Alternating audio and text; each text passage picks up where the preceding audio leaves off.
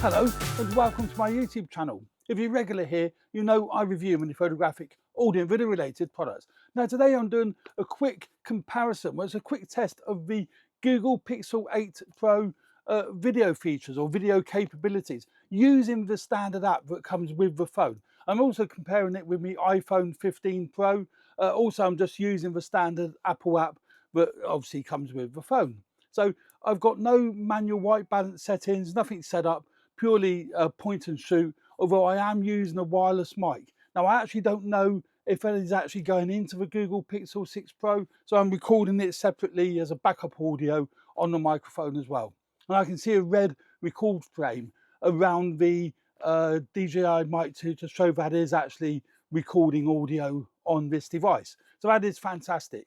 I am hoping, obviously, that the Google Pixel 8 Pro will pick up the audio. We shall see when I come to edit it.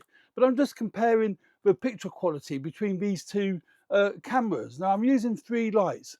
I've got the white balance set to automatic, but I have got the frame rate set to 24 frames a second on both phones because the Google Pixel 8 Pro won't do 25 frames per second. It'll do 20, 30 and 60, where the iPhone 15 Pro will do 24, 25 and 30 and 60.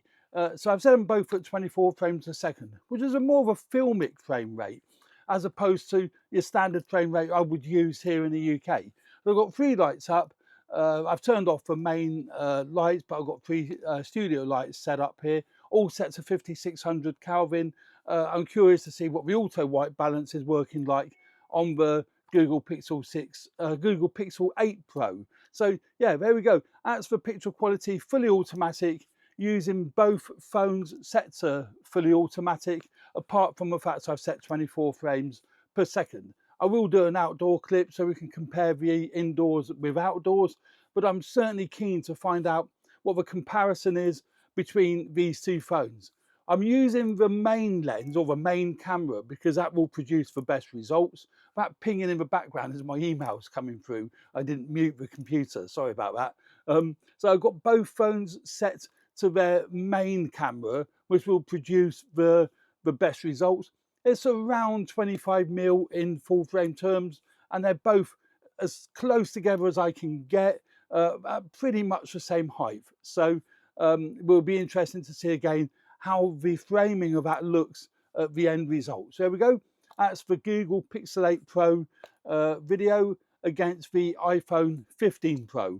And what we'll do now, I'll have a look at them here in the studio on my computer, and then I'll finish this review off talking about what I think of these results of this quick test.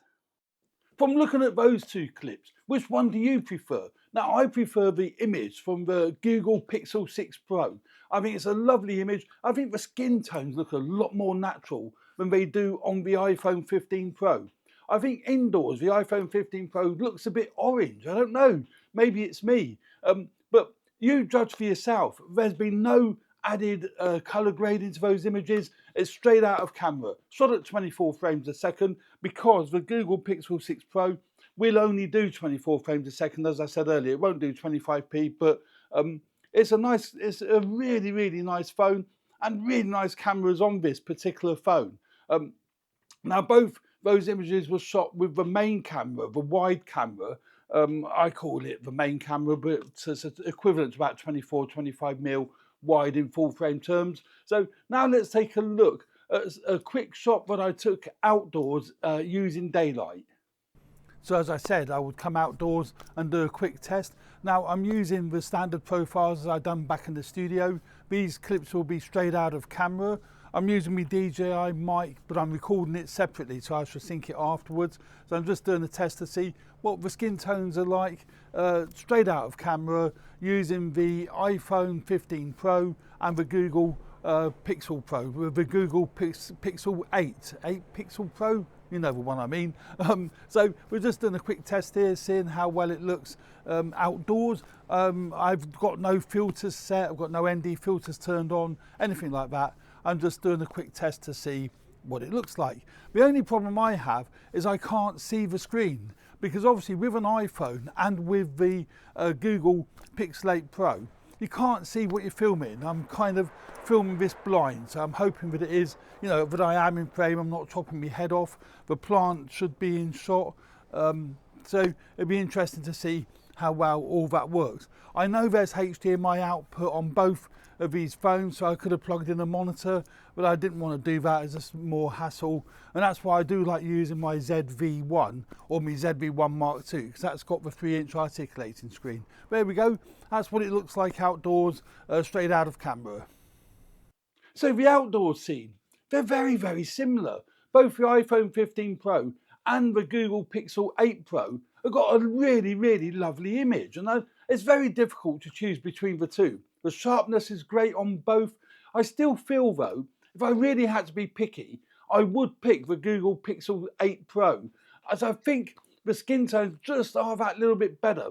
And it's a bit softer. Now I prefer the slightly softer look, because the iPhone 15 Pro is a little bit more sharpened and it gives that more digital look as opposed to film look. So yeah, I do prefer the Google Pixel 8 Pro for photographs. I also prefer it for video. If you're looking at it straight out of camera, I think both are excellent cameras. I think the 15 Pro has certain advantages from a functionality point of view over the Google Pixel 8 Pro, and vice versa. So I don't think there is a winner if you're going to edit your images. But if you're not going to edit your images, I definitely think the Google Pixel 8 Pro is the winner for me. I'm quite happy taking out the Google Pixel 8 Pro. I know the camera will give me great images, and I'll be able to use them and I don't have to worry about editing them. The DNG files, as far as stills are concerned, are a little bit softer than the iPhone images, but you can sharpen them up in, you know, whatever photo editing software that you use. I'll leave a link at the end of this video to a video I've done comparing these two phones, so you can actually take a look at them and see what you think of the photo images, the still images that come off these phones. So there we go. That's a quick look at the video quality straight out of camera. As I've got to keep reiterating that, I haven't, although I edit in DaVinci Resolve, I haven't done any color grading with either of those images. So there we go, straight out of camera. So I hope you found this video useful. Please subscribe to my channel if you haven't already done so. Hit the like button if you like the content of my videos. Would really, really appreciate that. That's how we grow the channel. Thanks very much. Cheers for now. Bye.